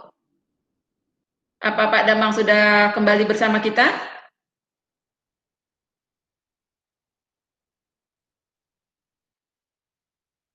Sepertinya belum ya, beliau belum merespon. Semoga tidak ada kendala jaringan ya dengan Pak Damang. Pak Damang adalah praktisi hukum ya, yang kalau di grup kelas virtual Perludem itu juga sangat aktif gitu ya, menyampaikan poin-poin yang sangat penting gitu ya untuk perbaikan pemilu di Indonesia. Sepertinya kita harus mungkin boleh dibantu panitia untuk menghubungi Pak Damang. Apakah ada kendala teknis atau mungkin kita perlu waktu? Mbak Ninis, bagaimana? Ya, oke, saya coba kontak Pak Damang. Siap. Ya, minta tolong Mungkin Pak kalau Damang boleh hubungi. dulu, Mbak, sambil nunggu boleh dibuka satu penanya gitu ya. Siap, siap. Oh, tuh. Sorry, ini Pak Damang sudah masuk. Monitor Pak Damang. Sudah ada notifikasi di kolom chat bahwa Pak Damang, ya, silahkan. Sudah bergabung bersama kita Pak Damang, silahkan. Waktunya sekitar 20 menit. Riki bisa bantu PowerPoint-nya Pak Damang, Riki.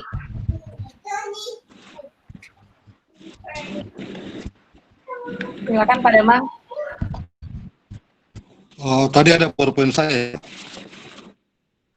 Oh ya. Tunggu ya.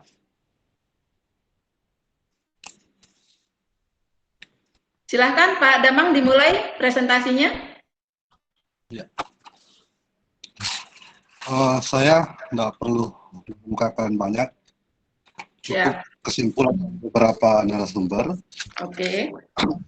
Percepat saja. Langsung saja ke slide selanjutnya ya. Nah, di pencalonan yang paling banyak bermasalah itu adalah B1 KWK dukungan parpol. Nah, biasanya dalam beberapa pencalonan itu ada dukungan ganda atau B1 KWK ganda. Nah, bagaimana mentaktisi kalau ada yang seperti ini? Kita punya undang-undang pemilihan maupun PKPU pencalonan pada hakikatnya hanya memperbolehkan satu dukungan bagi partai politik untuk satu pasangan calon. Nah, kemudian yang kedua, partai politik itu setelah mendaftarkan dukungannya, dia tidak bisa menarik dukungannya. Ini biasa dimaknai bahwa siapa yang datang pertama kali mendaftar, maka itu yang dianggap sah.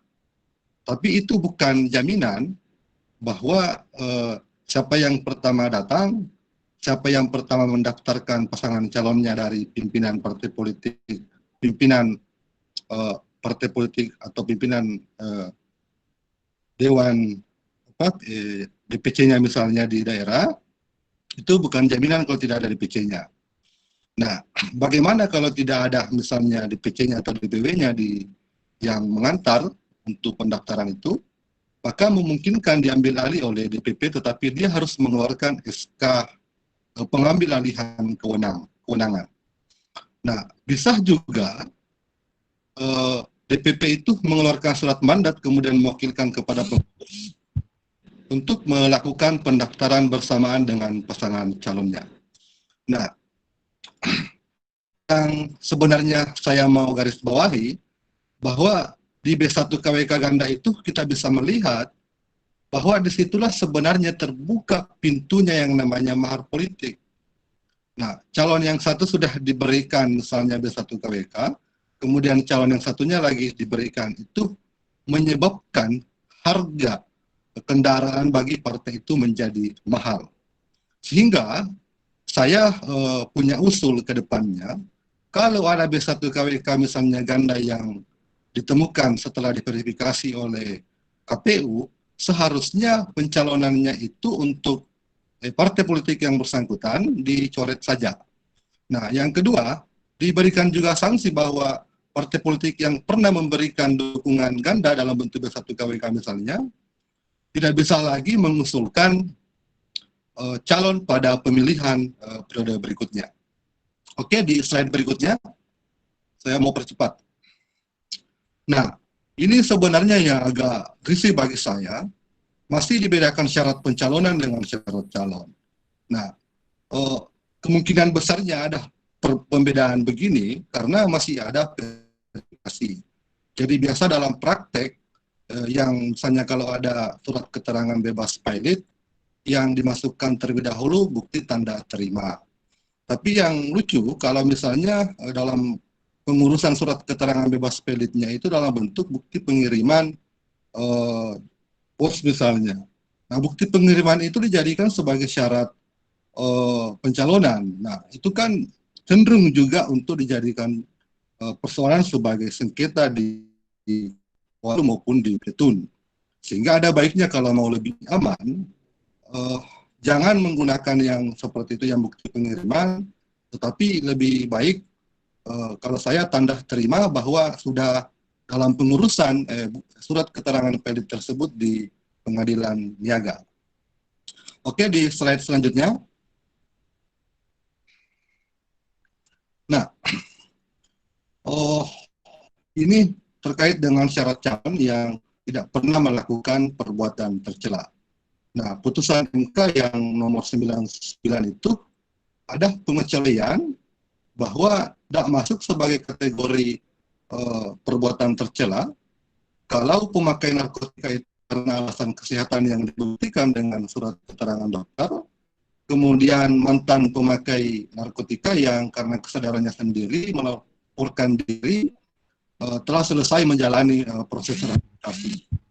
Nah, termasuk mantan pemakai narkotika yang pada dasarnya dia terbukti sebagai pemakai, tapi itu adalah korban. Nah, selanjutnya. Nah, ini hanya poin yang mengulang yang sebelumnya, bahwa seperti ini bunyi dari putusan MK, kalau perbuatan tercela itu tidak tepat jika dilekatkan kepada pemakai narkotika, termasuk yang sebagai korban. Oke, selanjutnya. Nah, ini akan menjadi perdebatan bahwa pasca putusan MK mengenai mantan narapidana yang ancaman pidananya 5 tahun, itu mengukur bahwa dia bisa mencalon adalah 5 tahun setelah selesai menjalani masa pemidanaan. Bagaimana kalau misalnya yang pernah mengalami bebas bersyarat, apakah dihitung dari masa pemberian bebas bersyarat itu, hitungan 5 tahunnya, atau dimulai dari setelah selesai menjalani pembebasan bersyarat? Kalau tafsir saya pribadi, itu harus dimulai dari selesainya pembebasan bersyarat, karena itu adalah hitungan selesai menjalani masa pemidanaan. Pun pembebasan bersyarat itu adalah masih dalam tahap pemidanaan dalam konteks baik asimilasi, pembinaan. Jadi 5 tahun itu harus diukur dari selesai menjalani masa pembebasan bersyarat. Oke, selanjutnya.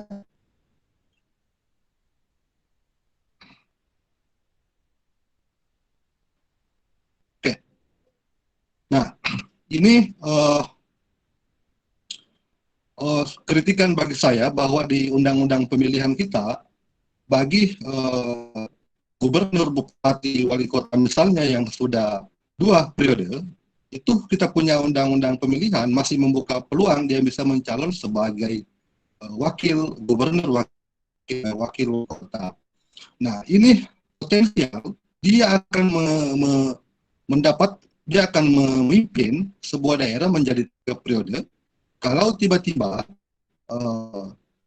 calon kepala daerahnya yang terpilih itu mengundurkan diri, berhenti, meninggal dunia, atau misalnya mengalami persoalan hukum. Sehingga kalau berdasarkan undang-undang Pemda, itu akan memungkinkan calon wakil kepala daerah itu yang naik menjadi kepala daerah dan pasti akan terhitung sebagai 3 periode. Nah, mestinya dengan ada keadaan yang seperti itu, ada pembatasan bahwa kalau kepala daerah yang sudah 2 periode tidak bisa lagi menjadi calon wakil kepala daerah untuk daerah yang sama. Atau misalnya melalui revisi di Undang-Undang Pemda, kalau ada keadaan-keadaan yang demikian, maka pengisiannya tidak bisa wakil yang langsung naik, tetapi dipilih dari calon yang diusulkan oleh partai politik pengusung dari calon sebelumnya, calon tersebut, yang kemudian ditentukan pemilihannya melalui DPRD. Oke, selanjutnya. Nah, ini poin bagi saya bahwa mungkin lebih aman ke depannya kalau petahana itu sudah harus berhenti 6 bulan sebelum penetapan pasangan calon. Sehingga kita tidak perlu lagi ada perdebatan bagaimana kalau mereka melakukan pelanggaran atau larangan sebagaimana yang diatur di pasal 71 ayat 2 dengan ayat 3. Sehingga pun pada keadaan-keadaan begitu tidak ada lagi persaingan atau bisa ada kompetensi seimbang antara petahana dengan non-petahana. Nah, konsekuensi hukumnya juga tidak perlu lagi ada cuti untuk kegiatan kampanye bagi petahana. Oke, lanjut. Nah, ini terakhir, sengketa administrasi pemilihan KPU sebagai tergugat.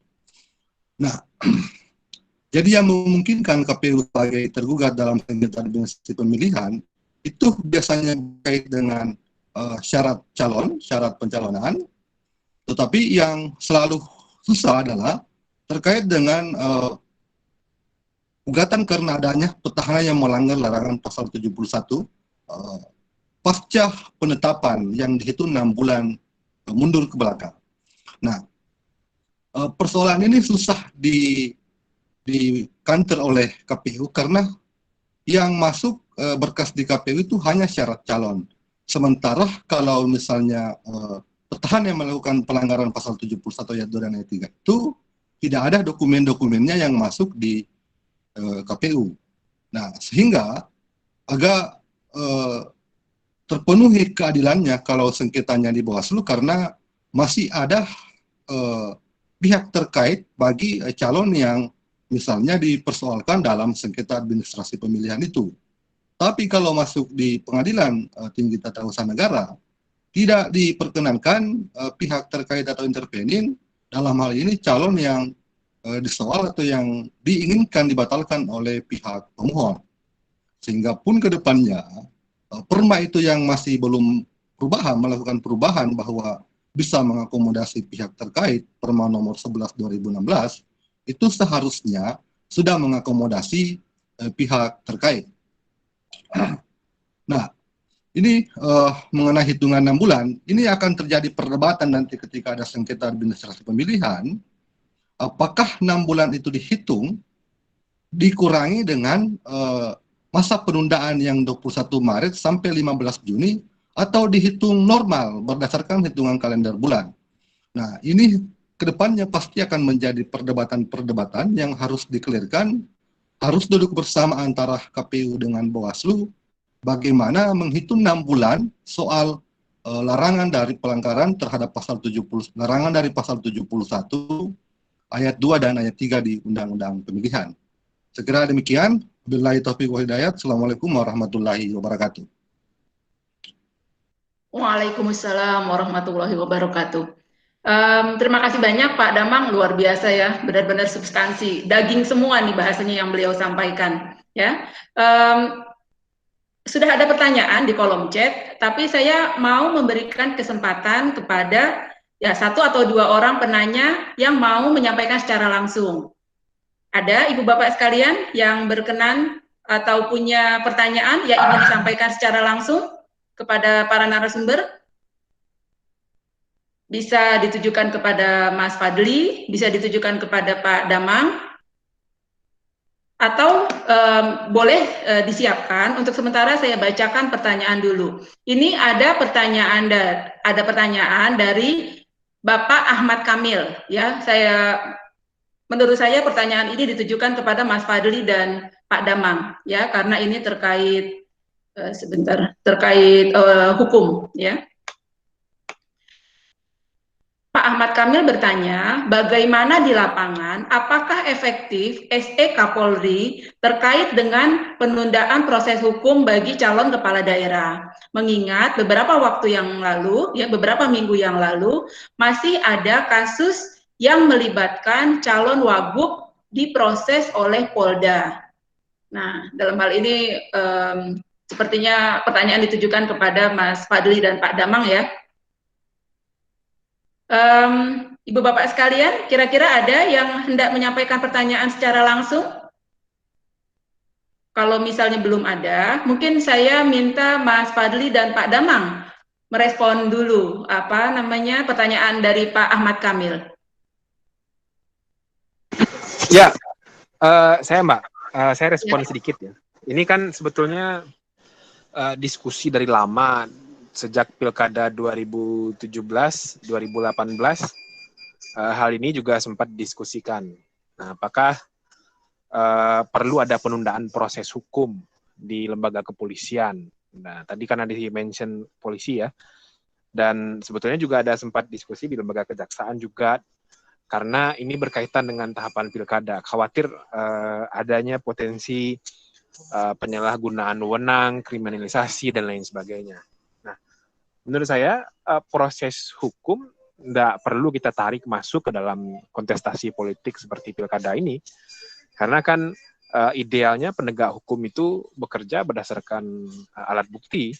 Sepanjang ada alat bukti dan itu perbuatan atau peristiwa pidananya merupakan sebuah hal yang memenuhi unsur terang, ya mestinya tetap mesti diproses menurut saya, karena kalau kita mengaitkan proses penegakan hukum dengan kontestasi pilkada, saya khawatir justru malah nanti ada percampuran ya, dan menjadi tidak fair ketika proses penegakan hukum dikaitkan dengan kontestasi pilkada. Nah, justru yang mesti dipastikan itu adalah bagaimana penyidik kepolisian, penyidik di kejaksaan itu bekerja secara profesional. Bekerja betul-betul secara taat asas. Jadi penegak hukum pasti mereka enggak. Ya, ini saya berbicara dalam konteks ideal, dan ini tentu menjadi tantangan bagi pimpinan kepolisian, pimpinan kejaksaan, termasuk juga KPK dan aparat penegak hukum yang lain ya. Mereka mesti memastikan bahwa aparat mereka bekerja berdasarkan bukti. Nah, jadi tidak perlu menarik-narik konteks peristiwa politik ini kepada peristiwa hukum. Nah, proses penegakan hukumnya jalan saja. Justru yang dipastikan itu, yang mesti diserukan itu adalah agar penyidik-penyidik kepolisian itu bekerja secara profesional. Ya, kalau tidak ada kasusnya, jangan dicari-cari.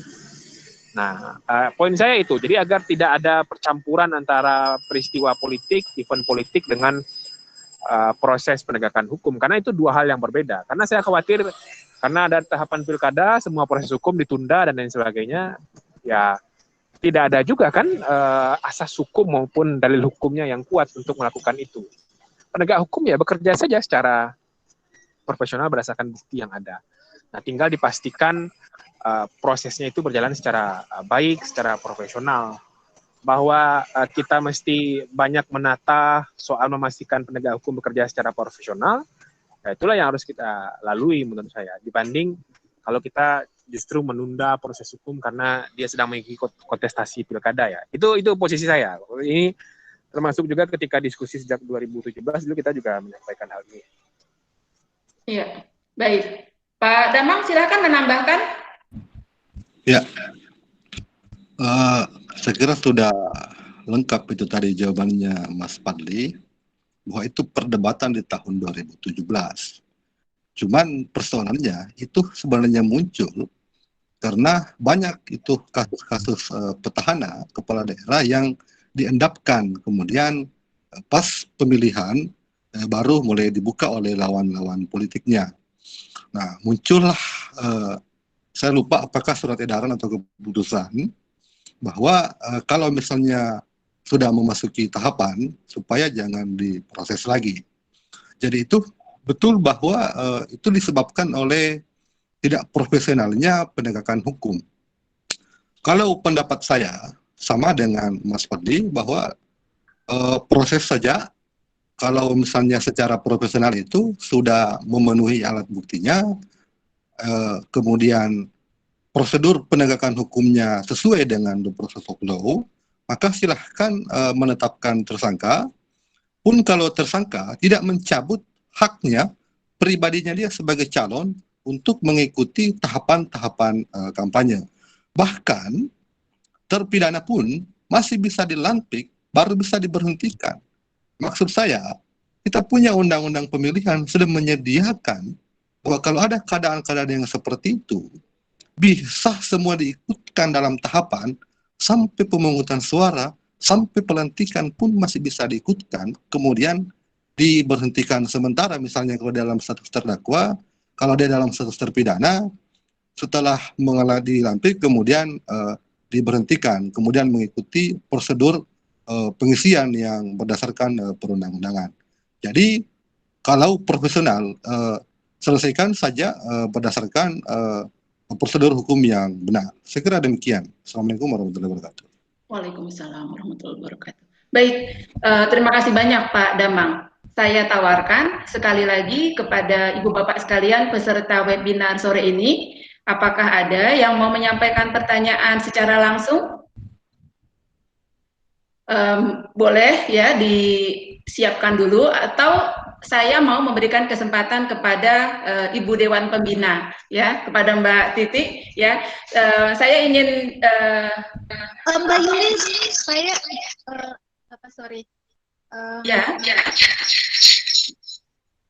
ya. Saya di skip saja Mbak, punten. Ya, baik. Karena baik. saya Jadi, mau belajar pada yang lain. Nggak usah ya Mbak, makasih. Ya, jadi gini, yang ingin saya sampaikan ke Mbak Titi adalah mungkin sekiranya ada masukan terkait substansi dari webinar kita sore ini, itu satu. Yang kedua, mungkin ada juga masukan terkait teknis, ya. Ini kan kegiatan kita kan, ini kegiatan yang baru sebetulnya ya Mbak ya, webinar alumni kelas virtual Perludem ini kan relatif baru. Ini acara yang dari kita, oleh kita, dan untuk kita.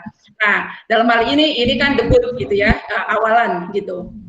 Nah, sekiranya selain substansi juga ada masukan-masukan teknis gitu ya, dalam hal ini kebetulan beberapa dari kami itu ada yang bisa dibilang terjun bebas gitu ya,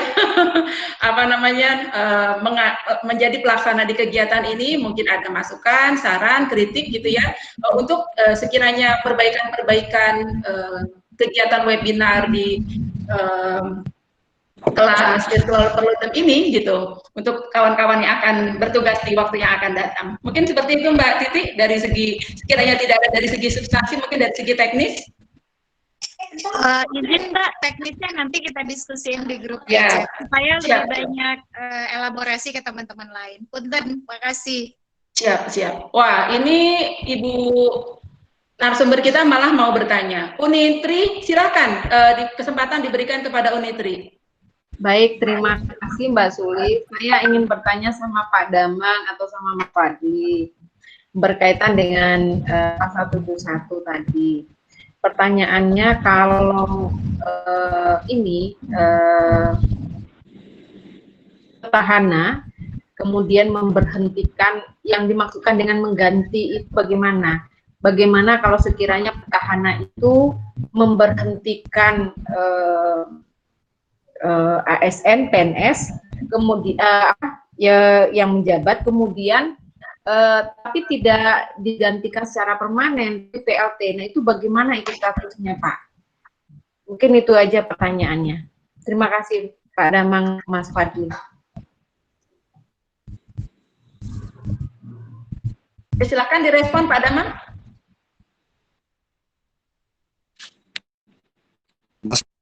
Ya, Fadli dulu. Mas Fadli, boleh lebih dulu Mas Fadli? Ya, kalau soal perpindahan pejabat, itu kan kita bisa lihat sebetulnya pengaturannya secara sistematis dalam pasal 7 di 71 ya, di Undang-Undang 10 2016, bahwa memang larangan itu diberikan bukan kepada bakal calon atau kepada pasangan calon, tapi larangan untuk memindahkan pejabat itu dilarang kepada gubernur, wakil gubernur, bupati, wakil bupati, wali kota, dan wakil wali kota. Jadi memang subjeknya jelas, kepala daerah. Nah, kalau kepala daerahnya berstatus sebagai incumbent, turunannya jauh lebih detail lagi.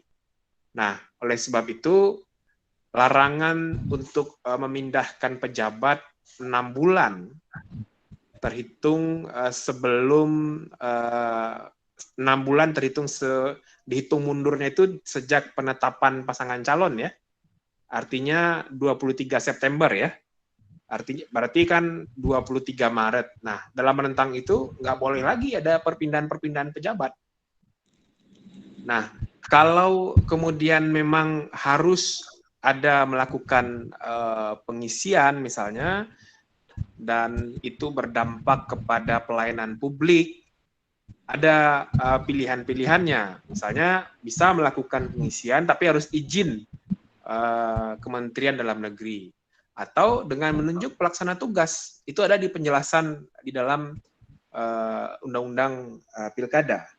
Nah, tapi isunya sebetulnya dalam satu atau 2 bulan ya sebelum pencalonan ini, memang banyak sekali terjadi perpindahan-perpindahan pejabat itu. Alasan-alasan yang dilakukan oleh petahana adalah ya kalau tidak diisi itu akan berdampak kepada pelayanan publik, jabatan ini jabatan yang kosong, dan kemudian ini berakibat kepada kinerja dan aktivitas jalannya pemerintahan. Nah, perdebatannya justru ada atau tidaknya izin Kemendagri. Nah, padahal justru yang jauh lebih penting dan dinilai dari sebuah proses perpindahan itu adalah apakah tidak ada motif lain dari proses perpindahan pejabat tersebut. Misalnya, apakah pengisian atau perpindahan pejabat itu sudah dilakukan dengan sistem yang sesuai dengan prinsip-prinsip good governance. Ada proses penjaringan yang fair, kemudian ada pengisian dan perpindahan berdasarkan keahlian, dan ada akuntabilitas yang dilakukan oleh kepala daerah yang memindahkan bersama dengan instrumen-instrumen di daerahnya. Itu yang harus dilihat menurut saya. Nah, yang terjadi di beberapa daerah itu yang saya lihat dan saya ikuti perkembangannya, perdebatannya berhenti sampai di syarat formil, oh saya masih boleh memindahkan karena saya pegang izin Kemendagrinya. Bahkan di beberapa daerah itu masih dilakukan, di bulan Agustus kemarin itu masih ada perpindahan di beberapa daerah. Tapi alasannya untuk mengisi kekosongan dan dia sudah mendapatkan izin dari Kementerian Dalam Negeri. Nah, izin dari Kementerian Dalam Negeri ini menurut saya yang juga perlu ditelusuri lebih lanjut dan perlu diverifikasi secara lebih cermat. Jangan-jangan memang perpindahan pejabat ini untuk motif menjaga mesin birokrasi dalam kepentingan pemenangan calon, tapi karena dia mendapatkan izin dari Kemendagri, akhirnya itu bisa dilakukan saja.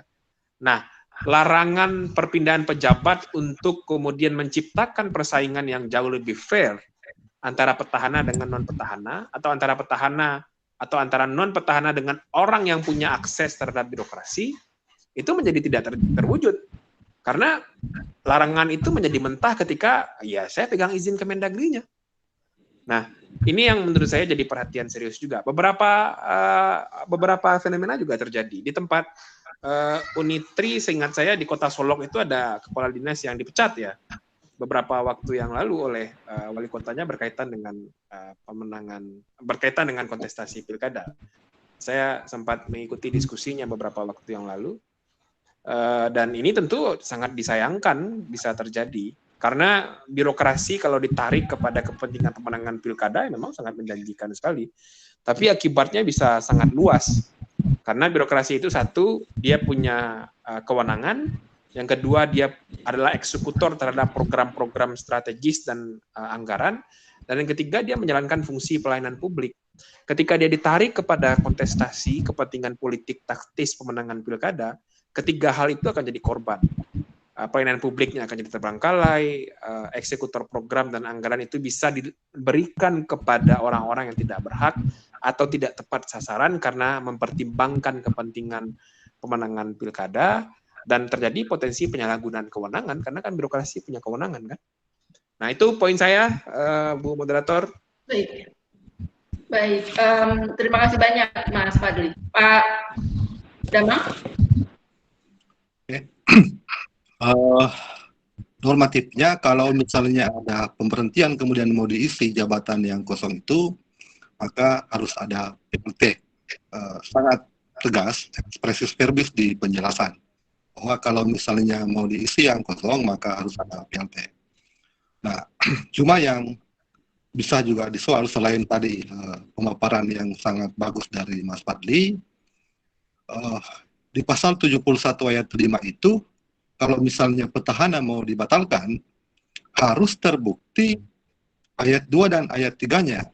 Tapi dalam praktek, biasanya cukup ayat 2 atau ayat 3 yang terpenuhi.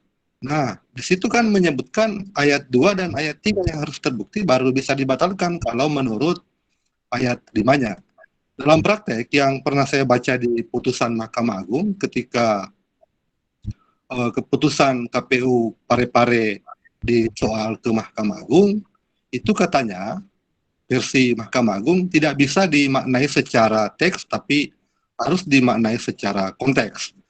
Tapi kalau kembali ke undang-undang tentang peraturan pembentukan perundang-undangan, makna dan itu harus kumulatif, tidak bisa dimaknai secara alternatif. Saya kira ini juga perlu penegasan ke depannya. Demikian. Baik. Ibu Bapak sekalian, saya pikir waktu kita juga sudah tidak banyak. Sebentar lagi akan terdengar kumandang azan maghrib, gitu ya. Dalam hal ini Pak Zen juga sudah pamit. Beliau harus rapat finalisasi persiapan untuk menerima pendaftaran besok pagi, gitu ya. Saya ingin memberikan kesempatan kepada Unitri terakhir closing remark untuk kemudian nanti juga diikuti closing remark dari Mas Fadli dan Pak Damang. Silakan Unitri. Terima kasih Mbak Sulis, bahwa ini adalah bahagian penguatan kelembagaan penyelenggara pemilu, baik itu Bawaslu ataupun KPU. Dan ini juga menjadi bahagian pencegahan supaya yang mungkin akan terjadi itu bisa dicegah. Kesuksesan pelaksanaan pemilihan itu tidak hanya diletakkan kepada penyelenggara pemilu, baik KPU ataupun Bawaslu, tetapi terselenggaranya dengan baik itu mencakup seluruh pihak yang berkepentingan di dalamnya, termasuk masyarakat. Terima kasih banyak untuk Perludem sekali lagi. Assalamualaikum warahmatullahi wabarakatuh. Waalaikumsalam warahmatullahi wabarakatuh. Sebelum Mas Fadli, mohon maaf, saya mau menyampaikan terima kasih banyak kepada Pak Alamsyah. Ya, Pak Alamsyah ini dari sejak awal pelaksanaan kegiatan memberikan masukan-masukan yang sangat konstruktif di kolom chat. Ya, saya pikir itu berupa masukan-masukan Pak Alamsyah. Jadi bukan berupa pertanyaan, ya, tapi sekiranya memang ada pertanyaan yang sudah terjawab, alhamdulillah, gitu ya. Berikutnya, silakan Mas Fadli.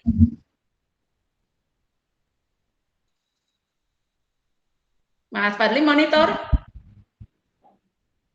Atau Pak Damang dulu, boleh deh? Pak Damang, silakan closing remark-nya. Oke, saya hanya mengemukakan poin-poin dari yang sebelumnya, bahwa untuk kedepannya mengenai persyaratan pencalonan dari dukungan partai politik itu, kita harus mencegah yang namanya B1 KWK ganda dengan cara memberikan sanksi bagi partai politiknya. Yang kedua, untuk terkait dengan pasal 71 tadi, mohon kepada KPU maupun Bawaslu duduk bersama bagaimana menentukan hitungan 6 bulan mundur itu dari penetapan pasangan calon. Apakah dikurangi dengan masa penundaan atau dihitung normal. Yang ketiga, mohon kepada Mahkamah Agung untuk memperbaiki permanya soal sengketa administrasi pemilihan ketika dibawa ke PT Tun, dalam hal ini mengakomodasi pihak terkait atau pasangan calon yang disoal atau yang hendak dibatalkan, supaya KPU jangan diberatkan soal pembuktian dokumen-dokumennya ini pun untuk asas et aude alteram partem, bahwa semua pihak harus diberikan kesempatan untuk membela diri di pengadilan. Saya kira demikian. Assalamualaikum warahmatullahi wabarakatuh. Terima kasih kepada warahmatullahi wabarakatuh. Oke, Mas Fadli monitor. Mas Fadli. Sepertinya ada kendala teknis dengan Mas Fadli. Saya pikir kita cukupkan saja diskusi kita sore ini. Saya hendak mengucapkan terima kasih yang sebesar-besarnya kepada seluruh narasumber, Uni Triati, ya Pak Zen yang juga sudah meninggalkan kita, ruang meeting kita, kemudian Mas Fadli dan Pak Damang, luar biasa ya, sangat substantif, sangat bermanfaat sekali ya sebagai betul-betul bekal mental gitu ya untuk besok kawan-kawan di KPU dan Bawaslu itu menerima pendaftaran bakal pasangan calon pemilihan 2020.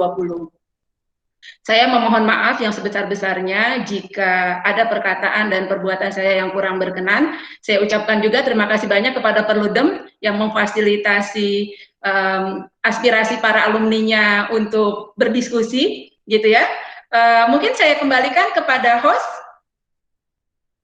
Makasih Atau Mbak Ninis. Terima kasih Bu Bapak, Mbak Yulis. Bisa jadi moderator tetap nih Mbak Yulis. Boleh.